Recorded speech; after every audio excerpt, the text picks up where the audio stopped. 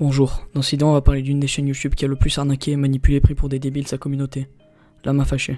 Donc cette chaîne YouTube a été créée le 20 février 2016 et a réussi à atteindre 1 600 000 abonnés en à peu près 1 an et demi, et la somme astronomique de 313 millions de vues. Donc comment cette chaîne a réussi à avoir autant de vues? C'est tout simplement en, comme je l'ai dit avant, manipulant et se foutant de la gueule de sa communauté. Premièrement, sachez que la chaîne de La Mafia est en réalité une entreprise gérée par un supérieur dont on ne connaît même pas l'identité.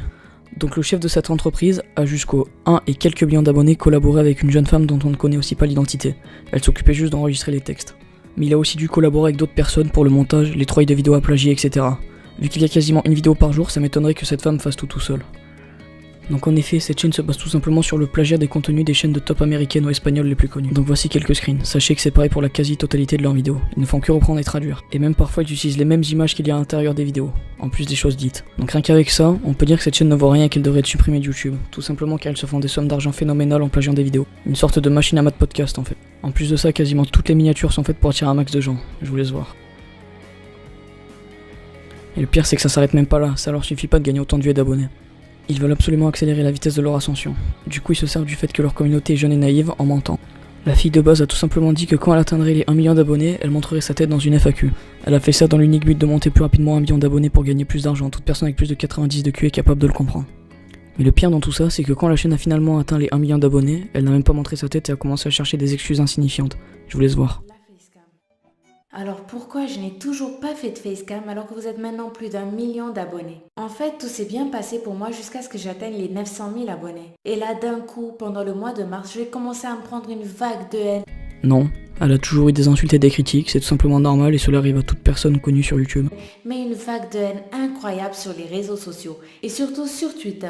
En fait, j'ai reçu énormément de menaces physiques et d'insultes sans que je sache ce que j'avais fait à ces gens. Moi, ce que je sais, c'est qu'on est en 2017 et s'abonner à YouTube est toujours gratuit. Si tu aimes une vidéo, tu la regardes. Si tu ne l'aimes pas, tu cliques ailleurs et tu fais ta vie. Mais visiblement, ça, certaines personnes ne le comprennent pas et ils se sont attaqués à moi. Honnêtement, vu tout ça, je n'avais plus du tout envie de me montrer. Elle dit qu'elle ne veut pas montrer sa tête à cause des haineux, mais est-ce qu'elle pense 2 secondes à tous les pigeons qui l'adorent et la complimentent tous les jours? Je me suis dit que si toute cette haine gratuite, je la reçois alors que les gens ne savent même pas qui je suis, alors qu'est-ce que ça va être quand ils auront un nom et un visage à qui s'attaquer? Elle n'a jamais dit qu'elle donnerait son nom et son prénom, juste son visage. Tout le monde sait que pour les filles, c'est un peu plus compliqué sur YouTube. Et encore plus quand la fille en question a 1 million d'abonnés La fille en question, tu veux dire l'entreprise? sans avoir montré son visage. Mais bon, du côté de ma famille et de mon entourage, ça a été encore pire. Car ils ont tout lu et eux qui ne voyaient à la base aucun problème à ce que je me montre, m'ont finalement demandé de ne pas me montrer dans ces conditions.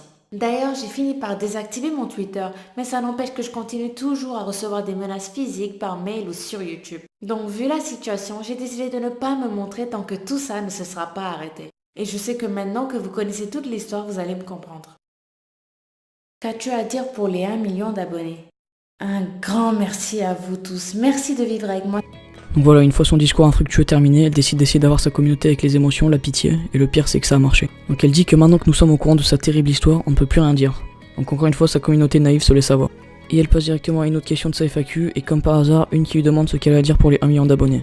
Histoire qu'elle puisse amadouer sa communauté pour encore plus oublier le fait qu'elle l'a manipulée. Et c'est même pas la première fois qu'elle essaie d'avoir sa communauté sur les émotions et les sentiments, c'est pareil dans quasiment toutes ses vidéos de tests physiques ou mentaux. Par exemple, sur sa vidéo 10 images qui vont tester ta vision, qui est d'ailleurs une vidéo plagiée, à chaque niveau elle raconte n'importe quoi en balançant des pourcentages complètement faux, pour qu'on se sente fort et qu'en mettant pouce bleu et en commentaire disant notre pourcentage. Par exemple, pour elle, si on trouve dans quelle case le violet le plus foncé, nous avons, je cite, un super pouvoir et nous avons une meilleure vue que 97% de la population. C'est complètement ridicule et ce qui est encore plus ridicule c'est de voir sa communauté déchaîner leur fierté et d'avoir ce pourcentage en commentaire. Mais encore une fois, le foutage de gueule ne s'arrête toujours pas là. Quelques mois après, cette fille a tout simplement dit qu'elle avait mal à la gorge et qu'elle ne pourrait pas faire de vidéo pendant un petit peu de temps. Et encore une fois, sa communauté y a cru. Et comme par hasard, elle n'est toujours pas revenue quasiment 2 mois après. La réalité c'est qu'elle a été remplacée par un homme dont on ne connaît lui aussi pas l'identité, sûrement pour des raisons techniques ou de disponibilité. Bref, pour résumer, cette chaîne est une entreprise qui se base sur le plagiat, le putaclic et le foutage de gueule. Tout ça pour gagner des sommes astronomiques d'argent.